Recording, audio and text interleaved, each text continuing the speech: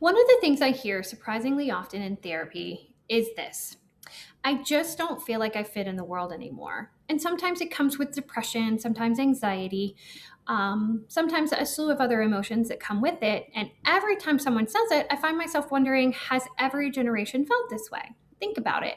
My grandparents, your grandparents loved old westerns, loved the Golden Girls. My parents had certain movies that they liked to watch over again, and music and celebrities that shaped their generation. Now, my generation has memories that younger people may never fully understand. The details change, but the feelings don't.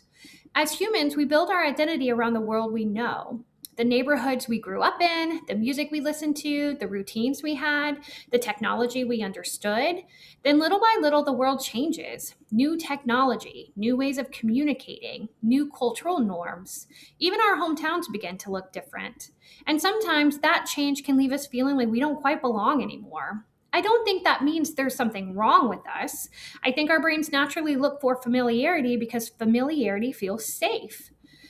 So maybe the question isn't, why don't I fit into today's world? Maybe the better question is, how do I continue growing while still honoring the parts of myself that were shaped by the world I came from? As a therapist, I think that's one of the most important questions we ask. What do you think? One of the things I hear all the time in therapy is this: I just don't feel like I fit into this world. And every time I hear it, I find myself wondering, has every generation felt this way? When I was growing up, my grandparents loved old westerns. My grandmother loved the Golden Girls. My parents had the movies, music, and cultural moments that defined their generation. Now, my generation has memories that younger people may never fully understand. And one day, today's younger generation will probably say the same thing.